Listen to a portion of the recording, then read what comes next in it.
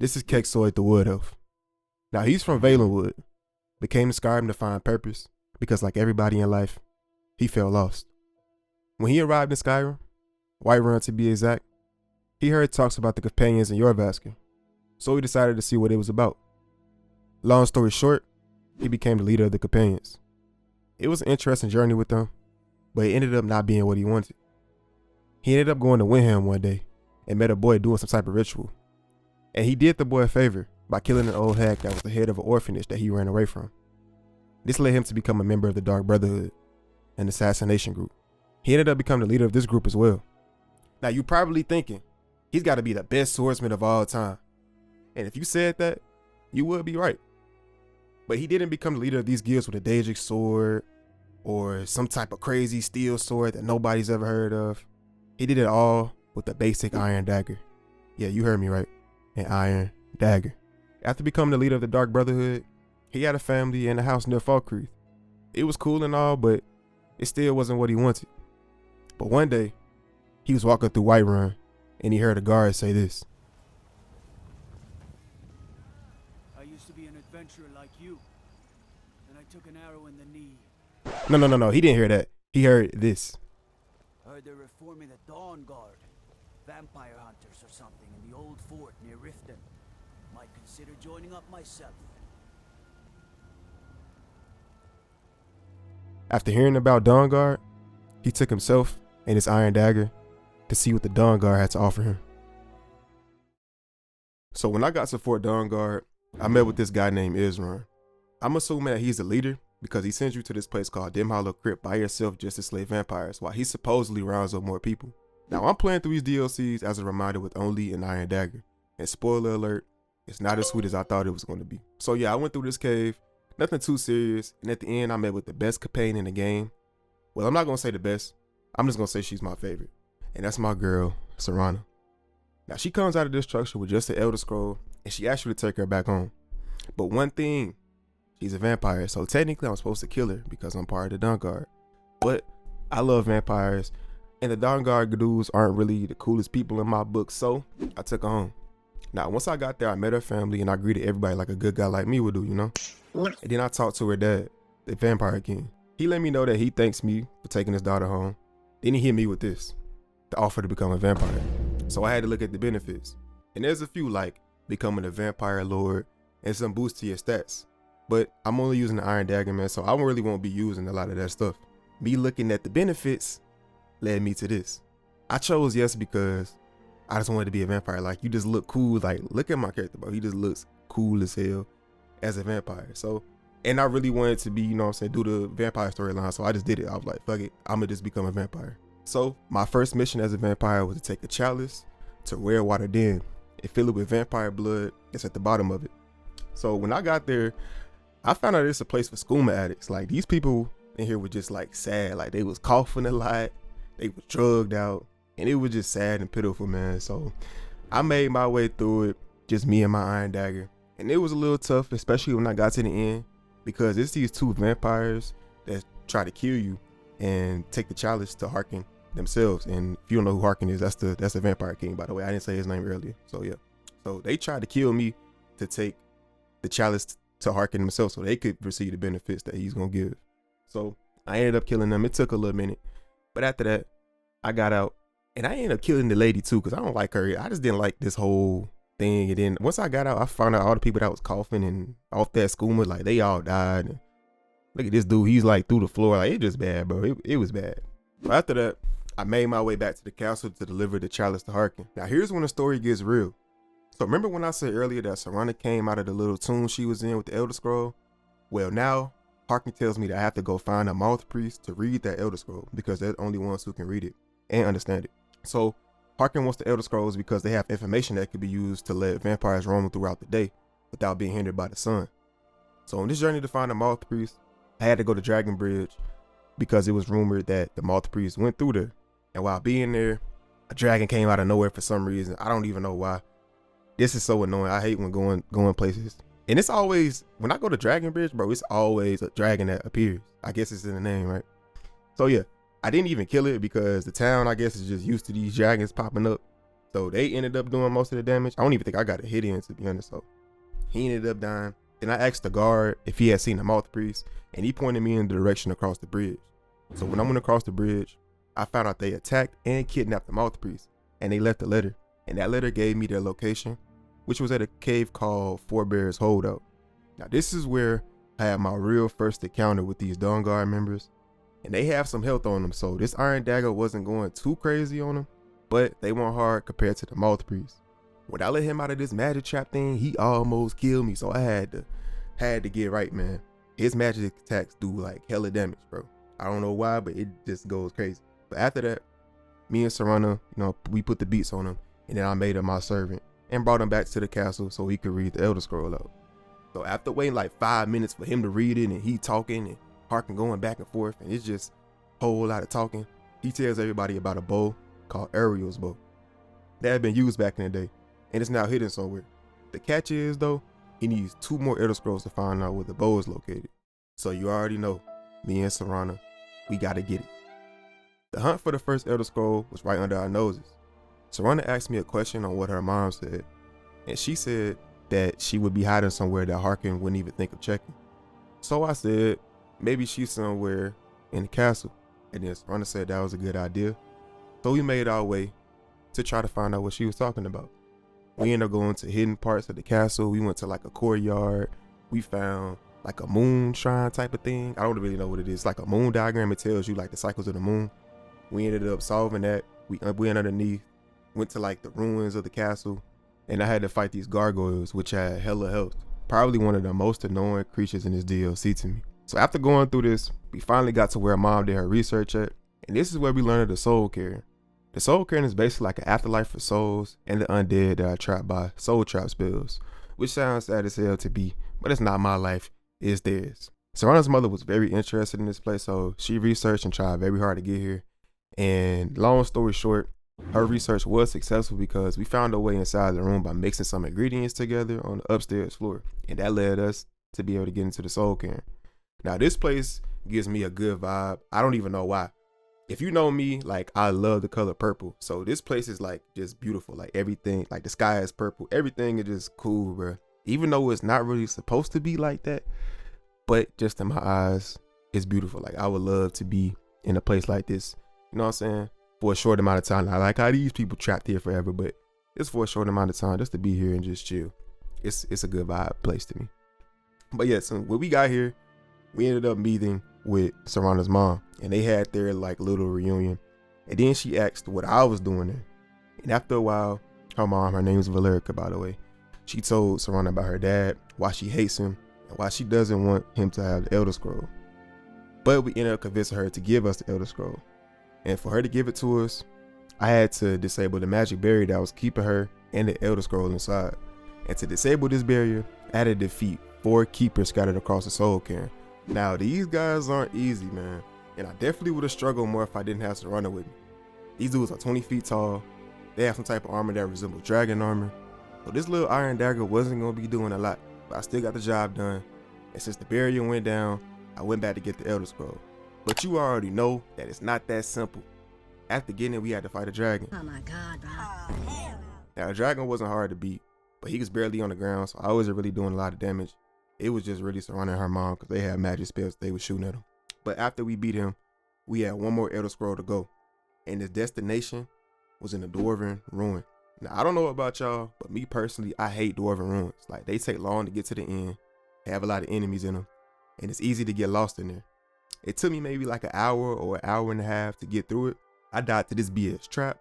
I had to fight these BS Dwarven enemies like the Centurions. Like don't even get me started on them dudes. Like I hate them, bro. The Iron Dagger does like almost nothing to him, and I low-key need Serana sometimes, you know what I'm saying, to do her damage, but you know how she does, like she just does her own thing, bro. Like sometimes like she'll just be missing, so you gotta fight these dudes on your own. So yeah, man, after going through all that, it was crazy. It was crazy. So we got to the end, we ended up getting this Elder Scroll, so it was time to go back to the castle so this mouth priest can read it out to me, which sounds simple. Like he just gonna read it out, I'm gonna get the bow, and it's done. Wrong. When I get to the castle, Kexim, which is the mouth priest, he has some type of bandage covering his eyes. Now I'm not really thinking much of it, until I asked him to read this scroll out. Then he hits me with this. He's blind now. Apparently reading the Elder Scrolls takes some time to prepare, and then after you read them, you need to take a certain amount of time, you know what I'm saying, to take a rest, which could be months until they could read the next one. And he didn't do this, so he ended up going blind. But Dacian tells me of another way to read them, and that's by going to a cave where actual moths reside, and this will let me read and understand what the scrolls are saying. So when I get there, I collect moths, and then I read the scrolls, which is pretty cool because it gives me some type of map and the location of Auriel's bow. When trying to leave and go get it, we got interrupted by the Dawnguard, and we had to fight them. It took a little minute, but we were straight, like they weren't that hard to kill. And the hunt for the bow brought us to a place called Darkfall Cave. Now this place is low-key full of spiders, and I don't do good with spiders in real life or in this game, especially those giant ones in this game. Like, I get a little squirmy just thinking about them. But check this out. I ended up falling through this bridge type of thing and started going with the current of the water. And then there was like spiders falling from the top of the cave, man, and it was crazy, man. Like, this part had me going through it. But after that, I met this guy named Yellowboar, if that's how you say his name. And he's a snow elf, and he kept his sanity. And if you didn't know, snow elves and a farmer are the same thing. When I spoke to him, he told me that he could help me retrieve Auriel's bow, so I heard him out. He told me that I would have to stop his brother, and to get to him, I would need to take these tunnels. And after that, I need to go to 5 shrines to fill up some type of basket with whatever liquid was inside of him. I'm assuming it's some type of water. And yeah, so we started by going inside the tunnels. Now the tunnels, this is like the worst part of this DLC, man. I had to fight through these creatures called hunter fledglings and farmer. Like, the hunter fledglings are so annoying because they poison you. They take long to kill because they got a lot of health. And sometimes there'll be like 2 of them trying to kill you at the same time. And let's not forget, like I said, it's like 100 farmer in this cave, and they're trying to kill you at the same time as well. So look, yeah, man, this is low key up there with the Dwarven Ruin, man. This was bad. I ain't really too much enjoy this. But after that, all that was finally over. I went to go to the shrines to fill up the baskets. And this part took a little while because I had to fight a lot of enemies going to each shrine and stuff like that. But it wasn't as bad as the tunnels. So after that, we ended up going to the main castle, and we had to pour all the water we collected at the shrines in some type of, I don't know, container to open up the main gate of the castle. Now, once I got inside, it looked pretty cool, and everything was frozen up. Like, it literally looked like, you know the saying, frozen in time. You get it? Everything did look frozen in time. I'm not even trying to make a joke. But after that, a short time later, I met up with Yellowboar's brother. His name is Varther. I'm gonna say it's Varther. I don't know how you actually say his name. I know they probably said it in the game, but I forgot how they said it. But I'm gonna say his name is Varther. So he's been waiting on Serana since he's been there, and since I brought him there, he talking about my usefulness is run up, so now he's trying to kill me. So I had to go through ways of fighting Farmer and these giant ice guys, and to add insult to injury, the roof starts collapsing on you. He makes the roof collapse on you. Like, it's crazy, man. Like, you gotta fight these dudes, and you gotta worry about dodging pieces of the roof falling on you. So after you beat the enemies, Varther gets mad and blows up the room. So Serana gets me up. We go up to the top, and Serana and Varther have a little exchange. And she gets a little aggressive. Like, she puts bro in the chokehold and all that. And I'm just like, man, I had not expect her to do that. Like, I don't know what's going on. So after that, we gotta fight him. And he wasn't hard at all. It was a breeze. I ended up getting his armor too, which I'm very appreciative of. I'm very glad we got to get his armor because it's pretty cool. So Yellowboar teleports from inside the shrine, and I let him know the information about his brother, and we finally get Auriel's bow. Now this is where me and Serana make a decision. Do we give the bow to her dad, or do we just straight up kill him? I chose to just kill him because I'm pretty sure if you try to give the bow to him, he just turns on you anyway, so you got to kill him anyway. So, you know, they're just going to get it over with. So this leads us to the castle one more time, and we find Harkon in his main room. Him and Serana have a back and forth. He gets mad, and then he tries to kill us.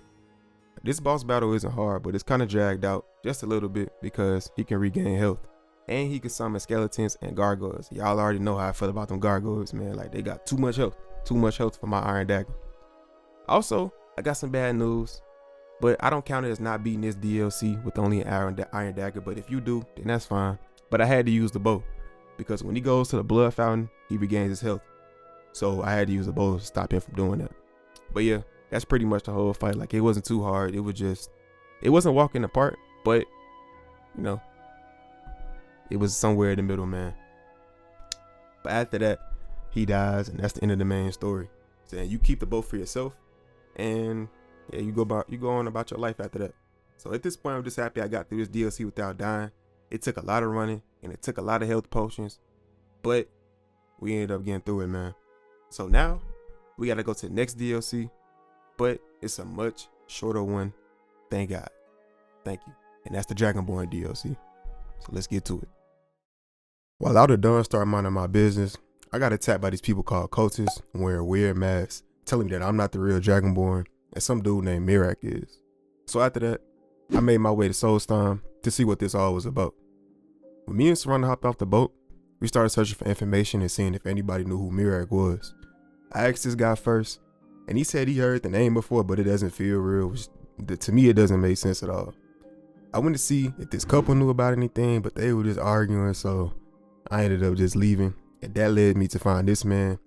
And his name is, well, I'm not even going to try to pronounce that because this is going to be the first and last time that we see him, so it really doesn't matter. But he does tell us that he remembers the name Miraak from a dream. And in the dream, he was at a temple and he was working to build something. That was all I needed to know, because after that, I headed to the temple of Miraak. When I got there, I found people working on the temple. And then when I got next to them, they would be sounding like they were sleep talking. And I don't know what they was on, but they were just out of it, bro, just working on stuff. So when I got close to the entrance, I met a woman named Freya, and she said that she was there to protect and free her people. So I guess the effect that Miraak was putting on the people of Soulstorm wasn't working on her at all. After some more talking, she offers to help me to see what's going on inside of this temple. The place is really just full of cultists and Dagger, and they were all pretty easy to fight, except this one particular Dagger, bro. I think bro like knew some type of shout or something, because he shouted my dagger away from my hand, so I had to fight him unarmed with Serena and Freya for a little second. I really didn't try to get too many hits in because I wanted all my hits to be with Iron Dagger, but I had to do what I had to do, bro. And when we killed him, I was a little worried, I ain't gonna lie, that I wasn't gonna be able to find my dagger, but I ended up finding it. And I'm not gonna lie, that I was really lucky, because that dagger is like super small and that weapon could have literally been blown anywhere. So the next time I fight a Dagger like that, I know better. We kept fighting through Dagger and going through traps until we got to the end. And at the end of the temple was something called a black book. And when I read it, it transported me to where Miraak was. When I got there, bro instantly shocked me, and I guess I got paralyzed or something. And then he started rambling about how he was a true Dragonborn. Then he flexed this shout that makes armor for him. Then he hopped on the dragon and flew away while these weird creatures shot at me like 100 times to get me back to where I was when I read the book. So when I came back, Freya was there and she said that I went hollow, like I was there, but I wasn't there and she could see through me. And I told her what happened, and she told me her dad could probably find out what the black book was and what was going on. So when I got to the village, I talked to Storm. That's her dad. Her dad name is Storm. And he tells me about Miraak, like who he is and also the control that he has on people. He didn't ask for my help to free his people from Miraak's spell. And to do that, I had to learn to shout first. When I got to the place to learn the word, of course, you already know it's not that simple. I had to fight a dragon. And after I killed it, Miraak just appeared out of nowhere and he ended up absorbing the dragon's soul. So I got no reward for doing that. Like it was just took my time up for no reason. Like he took the dragon's soul, which was some BS. I ain't even gonna lie. So I ended up learning the word, and then I went to the place to free his people. I fought some type of creature. It was kind of hard to kill, but they helped me a little bit. It was surrounded, and then it was like 4 or 5 people that was helping. So it didn't take that long to kill. So I freed them. Then I told Storm what I did. Then he told me about more locations that I could do that at, and to help all the people around Soulstorm, which I ended up doing. But I'm focused on Miraak right now. So I told him, you know what I'm saying, I want to know where Miraak is. I am not really worried about all that. So he told me about a dark elf named Neloth, and that he might know about the black books because he came to the town before asking about them. So now I'm making my way to him. And on my way I meet these guys, and they look like they're from Skull Village. And the main guy asked me if I want to go with them because they're testing their worth against the mighty Netch, whatever that's supposed to mean. I didn't go, but I wish I did because I wanted to see what they was talking about, but I ended up losing them. I hope they're good though. So I finally made my way to Neloth, and he had some cool magic spell that lets you float up and down his place. I don't think it's anything like that in the game, but correct me if I'm wrong. I'm pretty sure it's nothing like that else in the game. Like it's nothing that lets you go up and down like a place like that, but maybe I'm wrong. Correct me if I'm wrong though. The first thing I asked him was about the black books and that I have one. And then he says that he can tell because I have like a look in my eye. And I guess if you learn too much information about how things work, you end up losing your mind, which I can see that. I can definitely see that. But that's just my guess to why he said that.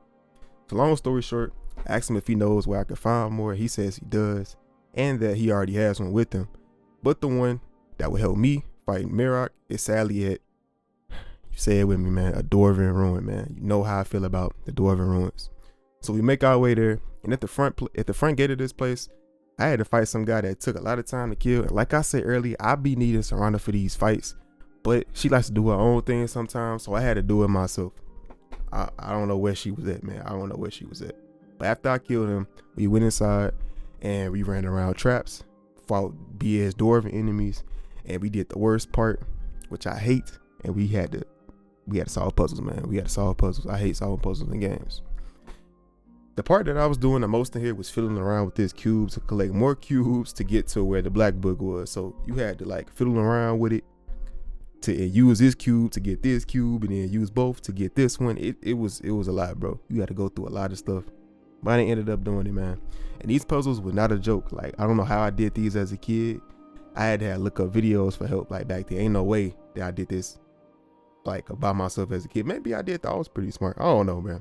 I don't know how I did it, but I did it this time without needing help, so I'm pretty proud of myself. And on the enemies, man, certain these dudes was hard as hell to beat. Like, I had to run away from some. Like, I don't know what was going on here, but that Dwarven ruin and Dawnguard that I had to go in, it got nothing on this one, bro. Them enemies got nothing on these in this DLC, in this Dwarven ruin that I was in, bro. I don't know what was going on. So after going through all these puzzles and fighting these enemies, I finally got to the end of the ruin, and at the end was my reward, a black book. And when I read it, I got transported again, not to where Miraak exactly was, but to somewhere at the place he was at. It had obstacles like this one that you have the time to get on because they would go back and forth. It had enemies like the ones who sent me back when I went to Miraak for the first time. And to keep proceeding throughout the whole little maze, you had to reach different books that would put you in another chapter. And at the end of it, I met this guy named Moore, or this being, but I'm gonna refer to him as a he. My guess that he's some type of god that gives you knowledge, and in exchange, he forces you to become his puppet. Well, that's what he thinks, rather. And that's what he's done to Miraak. He offers to help me, but before he gives me what I need, he first wants to find out knowledge about Skull Village, because they've been keeping information from him for so long. So before I left, I got the option to use some powers from a book. I was going to choose Dragonborn Flame, but they got a catch. Like, it's like when you kill an enemy, a fireworm comes from their body to fight you for 60 seconds, and that don't even sound good. Like, what's the benefit in that? It don't even sound right. So instead of choosing that, I chose Dragonborn Force. I then went back to Skull Village, and when I made it back, I told Storm about what Hermaeus Mora wanted from them. And then he didn't even fight it, like he already knew it had to be done eventually. So Hermaeus Mora ended up killing him to take the information. I guess he stripped his life force away so he could have Storm's memory about Skull Village or whatever. But when he died, I had to open up the black book again to be transported one more time to face Miraak. I basically had to do the same thing I did just a second ago, and that's fighting enemies, going through mazes to get to these different chapters and collecting books. And then I got to this place where I put all of the books I collected on the correct pedestal. That led me to the end game of this DLC's main story. And this place right here looks so familiar. Like, I really enjoyed this section because it literally was a forgotten memory from when I was a kid. And I instantly remember this location right here being the end game. Like, all right, I'm finna fight Miraak pretty soon. So it was pretty cool, man. I ain't gonna lie. And when I got outside, if you want to call it the outside, I saw this dragon. I tamed him, and he flew me to Miraak while killing some enemies on the way. And then now we're at the final showdown. It was me and my Iron Dagger versus Miraak. Now, this boss fight was way easier than I expected. The only thing was that he kept getting all his health back from the dragons that he kept on killing and absorbing, which was pretty annoying. But the fight was still cool. It wasn't bad. It was just dragged out. His dragon armor was pretty cool. The little shout that he does, the dragon armor. And the atmosphere of the whole world was pretty cool too. And when I got him to the last sliver of health, I don't like this part. Hermaeus Mora ended up killing Miraak himself, which I really didn't like. I wanted to be the one to finish him off, but it is what it is, man. I understand. It's part of the story. And he's trying to use, like, Hermaeus Mora trying to use me instead of, and he's done with Miraak, so he gonna get what you get it, bro. You get it. I get it. But I still don't like that part. And I don't know, it just all happened fast. And I was like kind of surprised that I did it that quick. And this is my first time ever doing like a handicap in a game. Because usually I would just play games regular. I never handicap myself because I never saw a point. But I wanted to make a video like this just because I've seen videos like this before. Shout out to Men's Squad. I used to watch him a lot. Rest in peace, Men's Squad. And it's just, I don't know, I just wanted to do this just to try it out, just to see if I could do it. And I know it's only an iron. I know it's an iron dagger. It's not like a fork or something like that. But it's still a handicap at the end of the day. You got to give me some type of credit for doing this. Like, iron dagger, it's not the weakest weapon in the game, but it definitely ain't the strongest. So got to give me some type of credit, bro. So I'm glad that y'all got to experience this with me. My first time ever doing like a handicap in a game. And I'm glad I could make this video for y'all. And if you got any more ideas that you want to see me do for a video like Skyrim, Fallout, or any game, just let me know. And I'll like look at it, see if I want to do it, and then I'll do it. It really don't matter to me. I just want to get content out. But that's the end of the video, man. I hope y'all enjoyed. If you got to this point in the video, I really appreciate you for getting to this point in the video. That's love. I appreciate that for real, man. For real. And yeah, man, I'll catch y'all in the next video, man. Y'all be smooth and peace.